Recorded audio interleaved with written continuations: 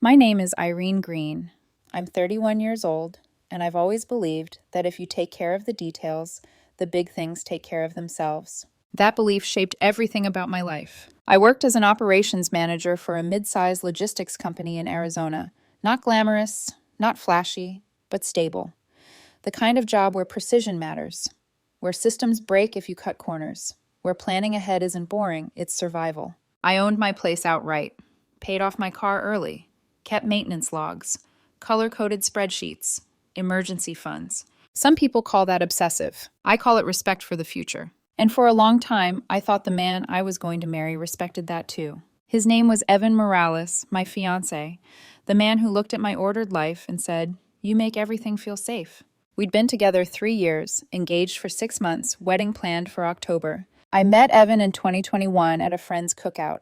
He worked as a social media coordinator for a boutique marketing firm downtown.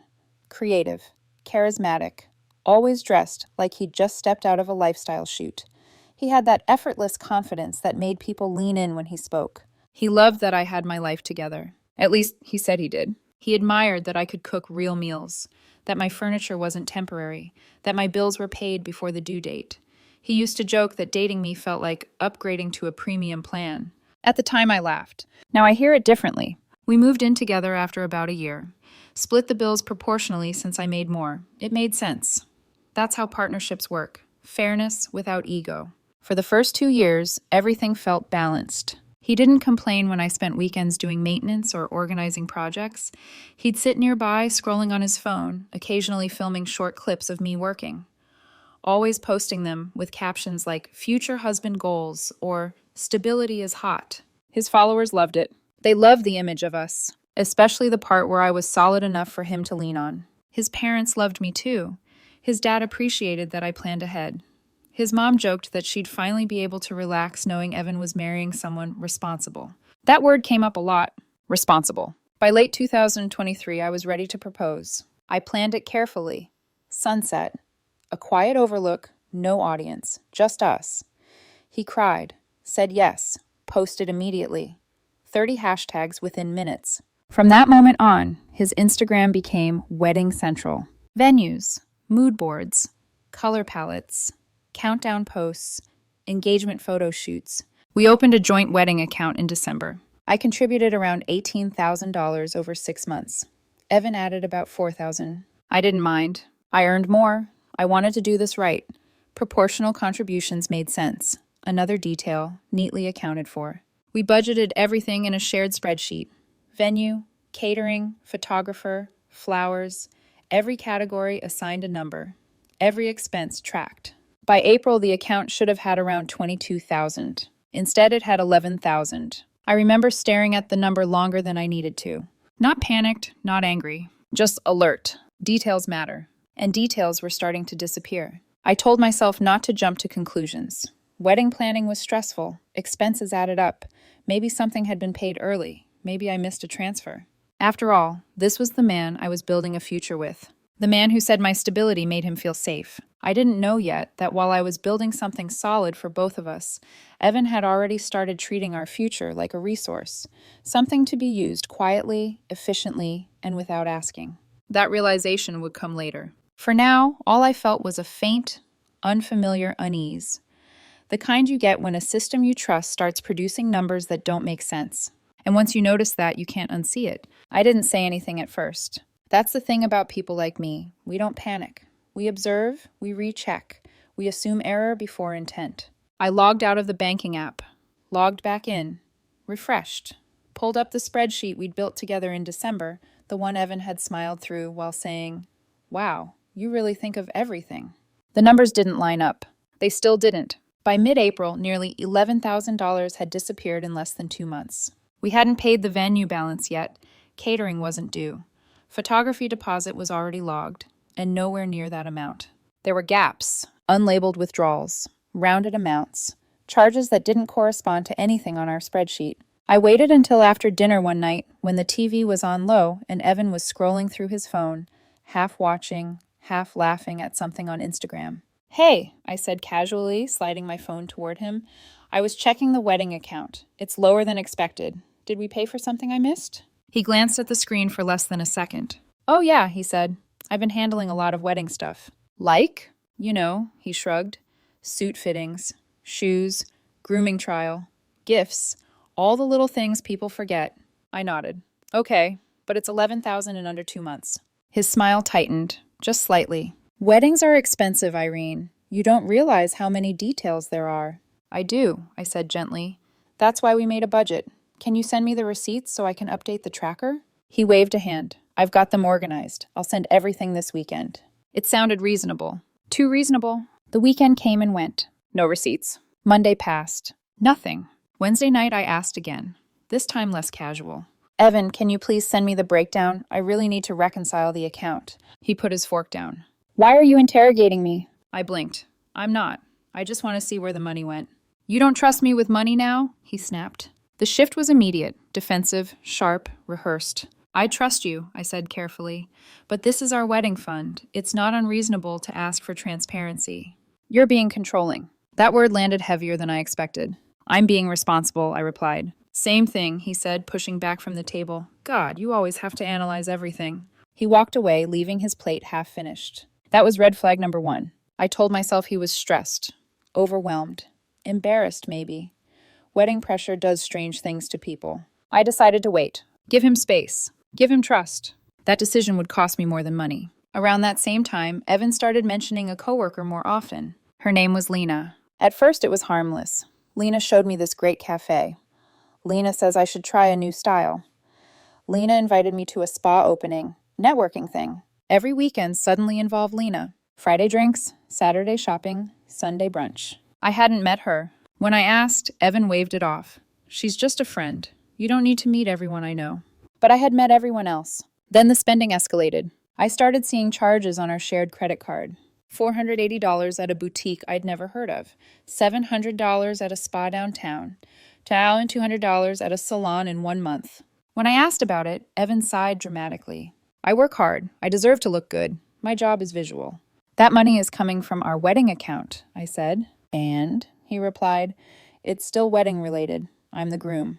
Something in my chest tightened. His phone habits changed too. Always face down. New passcode. Taking calls in the other room. Laughing at messages he wouldn't explain.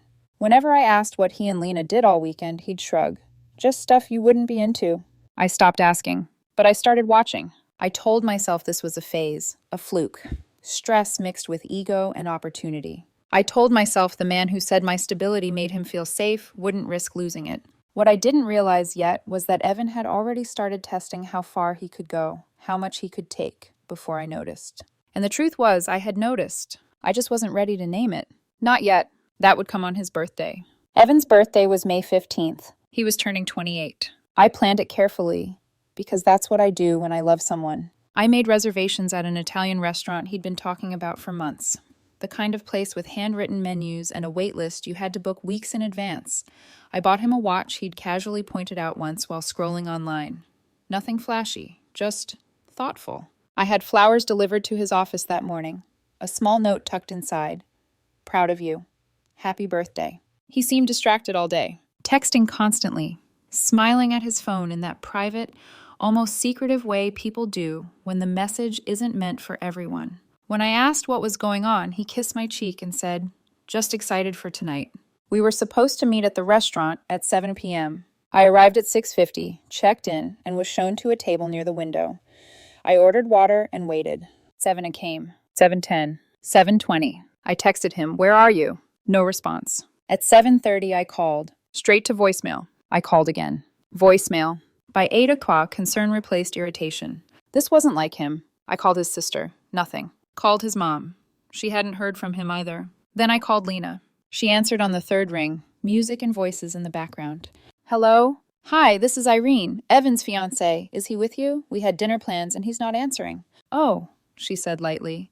"Yeah, he's fine. He's just having fun with us. He'll text you later." And then she hung up. Just like that. Having fun with us. On his birthday. While I was sitting alone in a restaurant waiting for the man I was supposed to marry. I stayed another 20 minutes, long enough to confirm he wasn't coming. Then I paid for my water and left. When I got home, his car was in the driveway, but Evan wasn't inside. Some of his things were gone. An overnight bag, his nicest jacket, the shoes he'd bought with our money the week before. He hadn't forgotten. He'd planned this. I texted him again. Please let me know you're safe. Nothing. I didn't sleep. I sat on the couch, switching between worry and something sharper, something colder. Around 3 o'clock a.m., I opened Instagram. I wasn't looking to spy. I was looking for reassurance, something to tell me this wasn't what it felt like. I didn't follow Lena, but Evan did. So I clicked her profile. Her story was still up. The first slide, 2 champagne glasses clinking together in a dimly lit bar. Caption, birthday behavior. The second slide made my stomach drop. A group photo in what looked like a luxury hotel lobby. Marble floors, crystal chandeliers, polished to perfection. Evan stood in the center, smiling, genuinely smiling. 2 women I didn't recognize, and 2 other men, well-dressed, confident, expensive-looking. The third slide was a video, 15 seconds. That's all it took. They were at a resort bar, music, mood lighting, top-shelf bottles behind them. Evan was dancing, laughing, and one of the women, tall, dark-haired, elegant, had her arm wrapped around his waist. Not casually, comfortably. His hand rested on her hip. The watch I bought him flashed under the lights.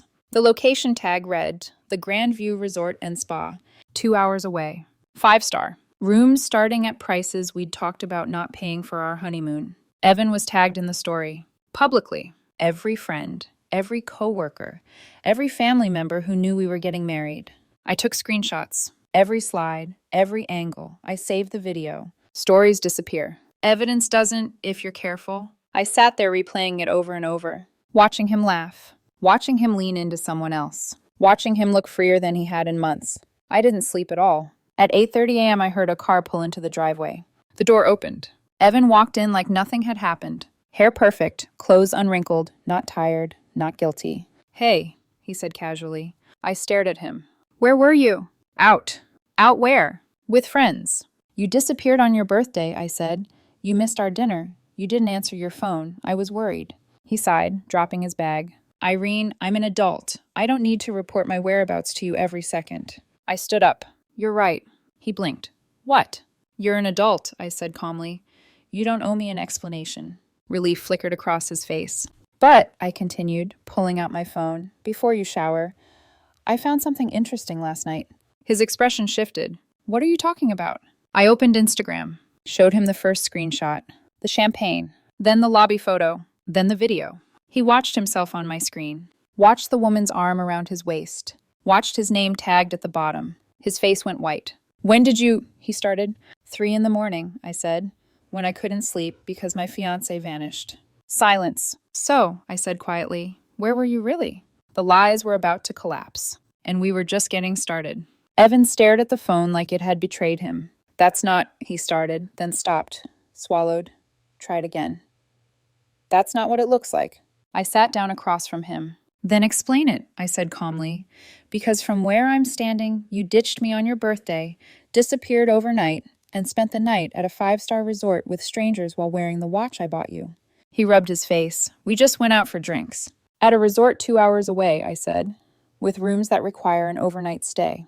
We got a room, he admitted quickly, but nothing happened. Who was she? I asked. The woman with her arm around your waist. Silence. Was she a friend of Lena's? He didn't answer. So she wasn't just a random guest. He exhaled, shoulders slumping. They're friends of friends. Friends who paid for everything? I pressed.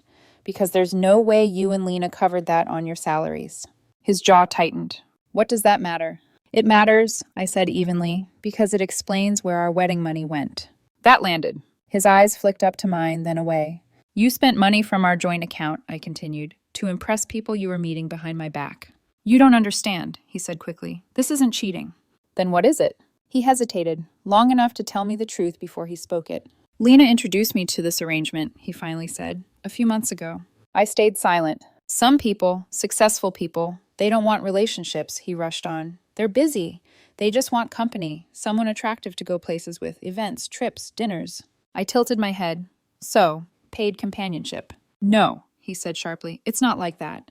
Then explain it again, I said, slower. He stared at the floor. They pay for experiences, hotels, meals, clothes, grooming. It's about presentation. And you're the presentation, I said. He didn't deny it. And the $11,000? I asked. That was for what? Your presentation? I needed clothes, he said weakly. You don't understand how expensive it is to look right in those spaces. I laughed. Once. Short. Empty. You spent our wedding money, I said, to make yourself appealing to other women. When you say it like that, that's exactly how it is, I cut in. You stole from our future to fund your side life. It was our money, he snapped. I had a right to use it. You had a right to use it for our wedding, I said, not to play escort for people who don't know I exist. Tears welled in his eyes. I didn't mean to hurt you. Did you sleep with her? I asked. No. I didn't blink. Don't lie to me again. Silence. Then, barely audible, not usually. Something inside me went still. So sometimes, I said. It didn't mean anything. I stood up. We're done. What? He looked panicked. No, Irene, please. You cheated, I said. You lied, you stole, there's nothing left. We can fix this. No, I replied calmly. You broke it systematically, on purpose. I opened the front door. Leave. He hesitated, tried to argue, tried to cry. I didn't move. Eventually, he picked up his bag and walked out. When the door closed, I stood there for a long moment. Then the part of me that runs logistics took over. I sat down, opened my laptop, and began dismantling the life he thought he could quietly live behind my back.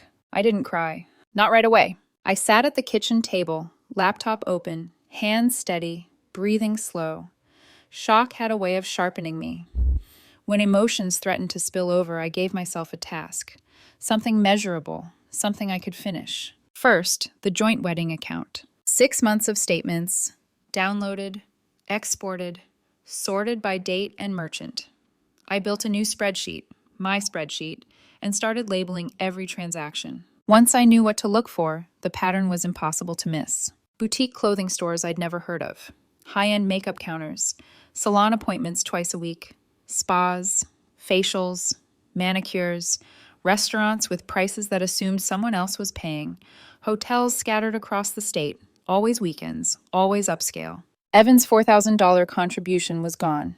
Every dollar spent polishing his image for other people. My $18,000 had been quietly drained to fund the rest. I transferred the remaining balance to my personal account and locked the joint one. Then I called my credit card company. Evan had been an authorized user. It made sense when we were building a life together. It made no sense now. The representative removed his access immediately and canceled his card.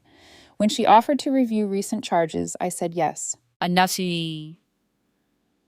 Another 2,800s in the last 2 weeks alone. Legitimate purchases, technically. I couldn't dispute them.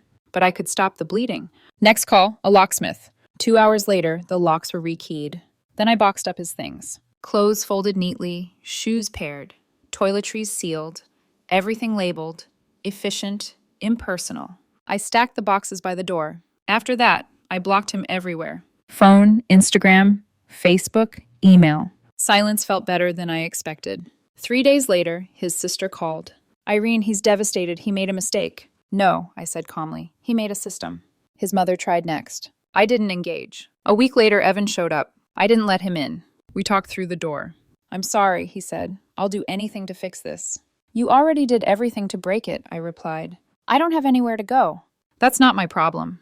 Can I at least get my stuff? It's boxed. I'll leave it outside tomorrow. You're being cruel. I laughed softly. You disappeared overnight to sleep at a luxury resort with strangers while I waited for you on your birthday. Silence. I closed the door. 2 weeks after that, an unknown number called. Irene? A woman's voice asked, hesitant. My name is Marissa. I was at the resort. I listened. She apologized, said they'd been told Evan was single, said she'd ended things immediately when she found out. It didn't change anything, but it confirmed what I already knew. A month later, I sold the engagement ring. I got about 60% of what I paid. I used the money to take a solo trip to Colorado. 2 weeks of hiking, quiet mornings, and space. Stability isn't boring. It's just invisible until someone tries to steal it. Evan lost his job not long after. The image he sold required funding.